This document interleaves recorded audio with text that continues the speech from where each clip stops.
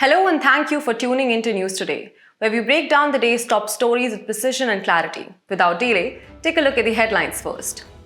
Rajasthan High Court issued directives to state government to prevent child marriages. The Reserve Bank Innovation Hub has released a white paper titled At the Helm, Women Entrepreneurs Transforming Middle India. The Asian Development Bank has released the Asian Development Policy Report titled Aging Well in Asia.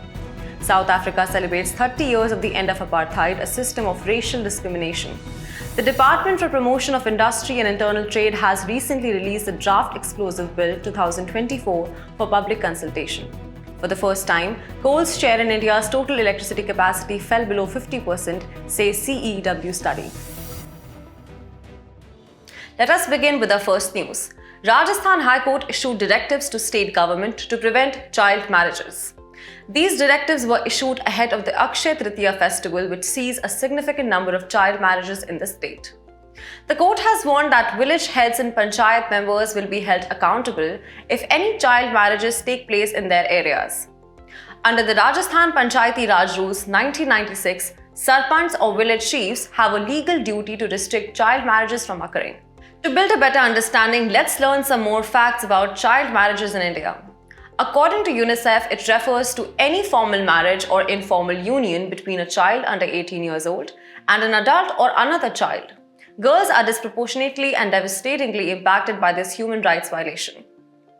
In India, the Prohibition of Child Marriage Act sets the minimum legal age for marriage at 18 for women and 21 for men.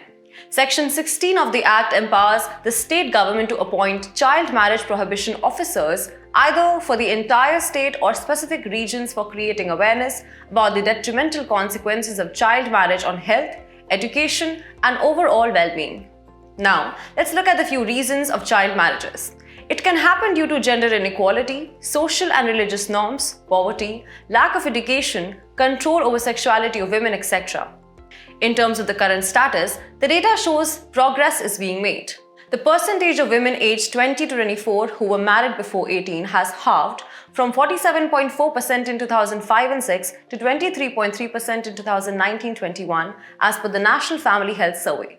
Furthermore, take a quick glance at the initiatives to deter child marriages. First and foremost, Beti Bachao Beti Padhao scheme is working to ensure the education of girls and reduce dropouts, thus delaying their marriage. Secondly, Sukanya Samriddhi Yojana scheme can also deter child marriages as it allows partial withdrawal from the account only when the girl child turns 18. Third, we have Centre introduced Child 9 1098, a 24/7 telephone emergency outreach for suitable interventions to calls for any form of assistance, including for the prevention of child marriages. And lastly, Prohibition of Child Marriage Amendment Bill 2021 to increase the minimum age of marriage of females to 21 years. With the intervention of the Honorable High Court of Rajasthan, it is hoped stricter enforcement and accountability can help end the human rights crisis of child marriage in the state. In our next news, the Reserve Bank Innovation Hub has released a white paper titled At the Helm, Women Entrepreneurs Transforming Middle India. This white paper highlights the pivotal role of women in transforming these regions through their entrepreneurial endeavors. It sheds light on the complex socio-economic dynamic affecting women's entrepreneurship in Tier 2 and Tier 3 cities, collectively referred to as the Middle India. Based on a comprehensive survey, the white paper unveils some insightful highlights. Firstly, it reveals that the path to entrepreneurial success for women tends to extend longer due to various challenges they face along the way. Notably, about 35% of respondents reported pausing their entrepreneurial efforts due to caregiving responsibilities, highlighting the juggling act many women entrepreneurs must perform. However, the survey also highlights the autonomy and leadership exhibited by these women entrepreneurs, with a staggering 90.2% of them being the primary decision makers in their ventures. Notably, the white paper also highlights the key role of women as entrepreneurs in the Middle India, contributing to the development of local markets, earning foreign exchange, setting up supply chains, and fostering supportive local networks.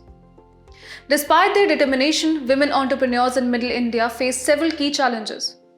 One of the most significant hurdle is the capital gap, with only 3% of the surveyed women accessing external funding for their ventures. Additionally, the network gap poses a significant obstacle. The survey reveals that marriage drives 87% of women's migration, forcing them to rebuild their social networks and often slowing their career progression. The care gap is another challenge as caregiving responsibilities, including maternity leave, can delay entrepreneurial success for many women. Furthermore, the absence of gender disaggregated data hampers effective policy interventions, creating a data gap that must be addressed. Lastly, the visibility gap stemming from societal undervaluation leads to low visibility and limited recognition for women entrepreneurs, further exacerbating their challenges. To address these multifaceted challenges, the white paper offers several policy recommendations. Firstly, it emphasizes the utilization of gender disaggregated data for effective policy interventions tailored to the unique needs of women entrepreneurs. Secondly, it recommends breaking capital barriers through state-sponsored grants, female-focused incubators, and strengthening women's support networks. Thirdly, the paper advocates for fiscal incentives for childcare leave and expenses, acknowledging the caregiving responsibilities that often hinder women's entrepreneurial pursuits. Finally, the creation of safe public and digital spaces coupled with the enhancement of physical mobility is recommended to foster a supportive ecosystem for women entrepreneurs. By addressing the challenges and implementing the recommended policy interventions, the white paper envisions a future where women entrepreneurs in Middle India can thrive, contributing significantly to economic and social transformation of these regions. In our next news, the Asian Development Bank has released the Asian Development Policy Report titled Aging Well in Asia. The report sheds light on the pressing issue of an aging population in the region and identifies 4 key dimensions of older persons' well-being, which are health, productive work, economic security, and social engagement. The key findings of the report paint a concerning picture. Developing Asia is aging rapidly and there is a risk of not having adequate resources to support these aging populations. Alarmingly, older people aged 60 and above accounted for 13.5% of the regional population in 2022, and this figure is expected to nearly double to 25.2%, that is 1.2 billion, by the year 2050. Turning our focus to India and its aging population, the report highlights some critical findings. Firstly, India has the lowest health insurance coverage among older people at a mere 21%. Secondly, a staggering 80% to 90% of financial resources for retirement come from private income and assets, rather than public pensions or social assistance. However, the challenges to healthy aging in Asia extend beyond just India. The region faces a persistent burden of lifestyle diseases and a heightened incidence of loneliness and social isolation among older adults. Additionally, limited access to essential services such as health and long-term care poses a significant obstacle. Economic insecurity is another major concern, with 40% of older people in Asia and the Pacific lacking access to any form of pension. Furthermore, up to 94% of workers aged 65 and above in the region are employed in the informal sector, which often lacks social security coverage. To address these pressing issues, the report offers several recommendations. Firstly, it emphasizes the need for achieving universal health coverage, government-led health insurance reforms, and strengthening primary healthcare systems. Secondly, the report advocates for labor protection coverage for informal workers, extended and flexible retirement ages, and lifelong learning opportunities to promote productive aging. Thirdly, broader social pension coverage, the use of digital technology like India's Atal Pension Yojana, and financial literacy initiatives are recommended to ensure economic security for older adults. Finally, the report suggests a transition to market-based long-term care systems, community-based social activities like Japan's Ibashu project, and digital skills training to foster social engagement and overall well-being. By implementing these recommendations, the Asian region can better prepare for the challenges posed by its rapidly aging population and ensure that older adults can age well with dignity and quality of life. Moving on to the next news, this year marks 3 decades since the end of Apartheid, which was South Africa's brutal system of institutionalized racial segregation and discrimination against its non-white citizens. The apartheid regime was formalized after the National Party took power in 1948 with the Population Registration Act 1950, classifying South Africans into racial groups: black, colored, white, and Indian. A slew of oppressive laws followed, like the Prohibition of Mixed Marriages Act 1949, the Group Areas Act 1950, Separate Residency Areas, and the Bantu Education Act 1953, Segregation of Education.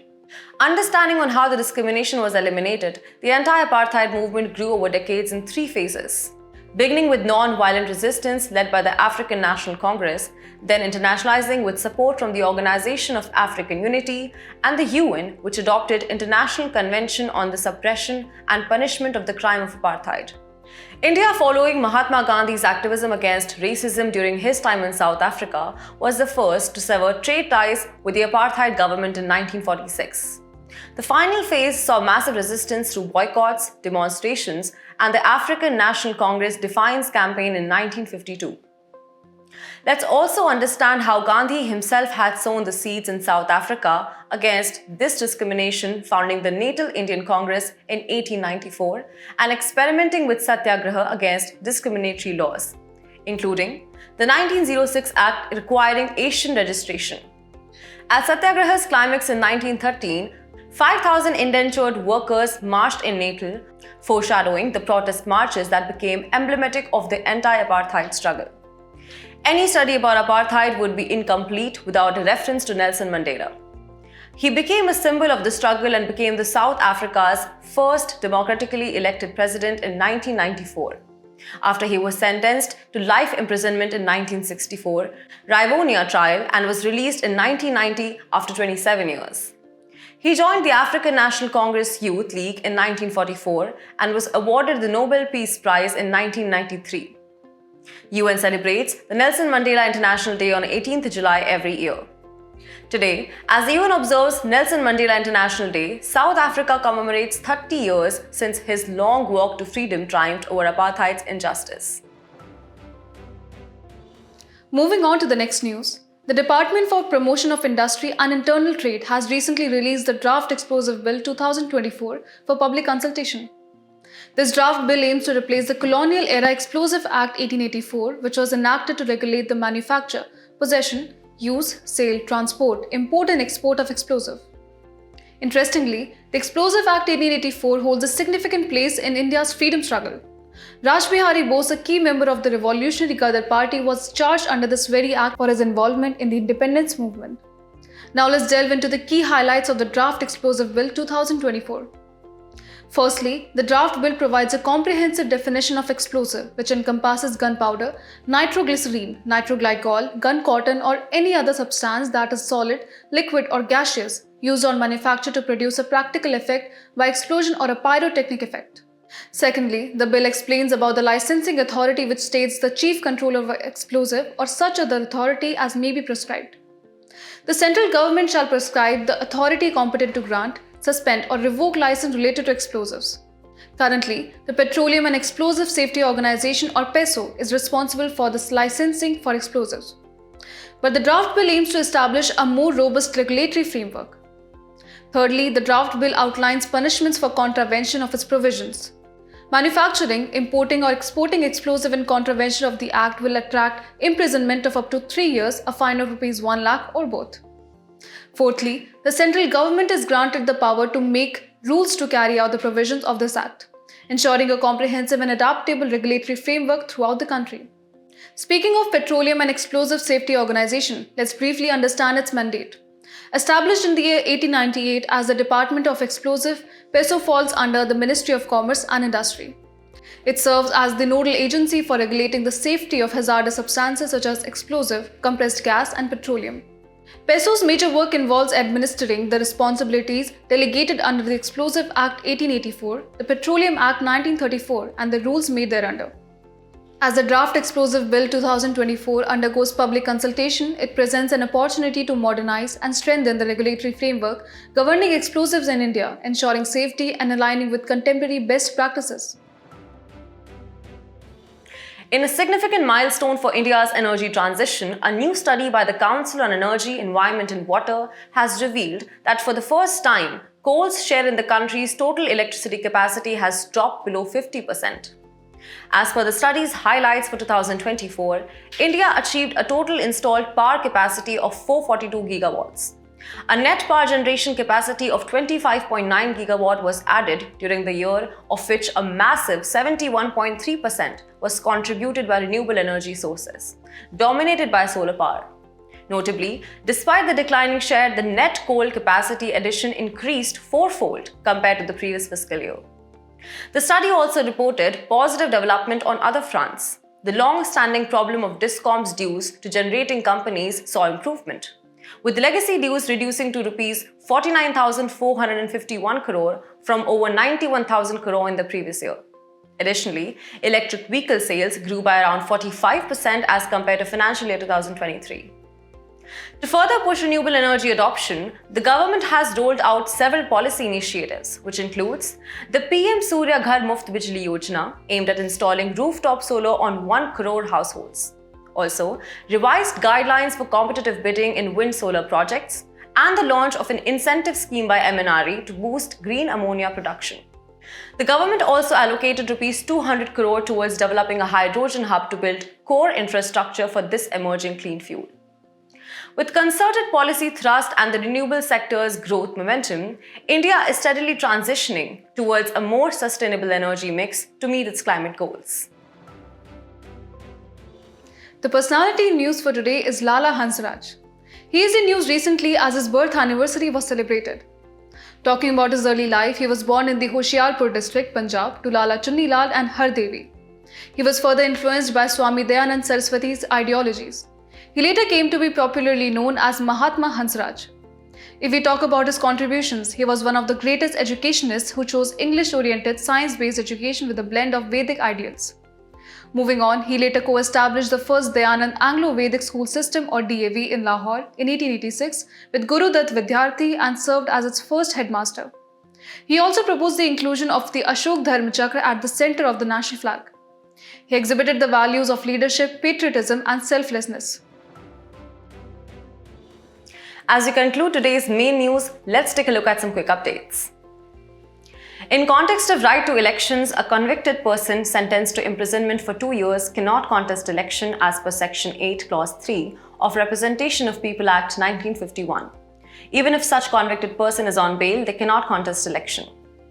Supreme Court is considering whether compensation in cases of Domestic Violence Act 2005 should be determined by the degree of violence suffered by the victim or the ability of the perpetrator to pay. National Anti-Doping Agency India concluded #PlayTrue campaign, which commemorated WADA's Play True Day. Since 2014, World Anti-Doping Agency celebrates Play True Day for fostering awareness about the importance of clean sport and anti-doping practices. Indonesia's Mount Ruang volcano recently erupted, triggering the highest level of alert. It is one of around 130 active volcanoes in Indonesia, lying in the Ring of Fire, a string of volcanoes around the edges of Pacific Ocean. Price of cocoa beans, a raw material in chocolates, has skyrocketed. It is a commercial plantation crop and is grown as a mixed crop. In India, its cultivation is done in Kerala, Karnataka, Andhra Pradesh and Tamil Nadu. Railtech Corporation of India signed an MOU with a tech firm for exploring and delivering Kavach, train collision avoidance system implementation projects in India and other countries. It is indigenously developed automatic train protection system. India protests Chinese road construction at Shaksgam Valley in Pakistan-occupied Kashmir. It is a part of territory of India, strategically located in Jammu and Kashmir. The University of Tokyo Atacama Observatory Project's telescope site completion ceremony held in Santiago, Chile. It is the world's highest astronomical site. Region's high altitude, thin atmosphere, and perennially arid climate make it possible for observing almost entire range of near-infrared wavelength.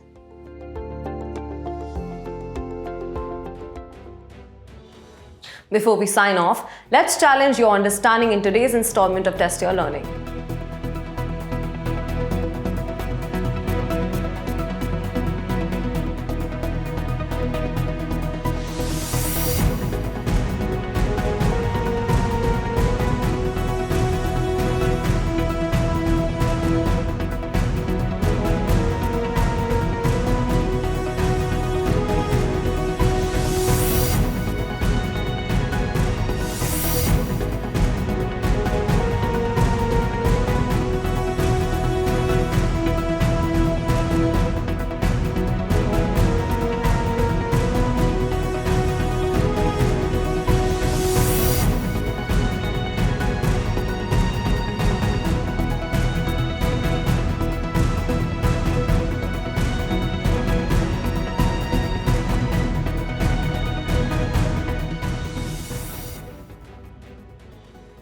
We appreciate your company. We hope you found this episode of News Today engaging.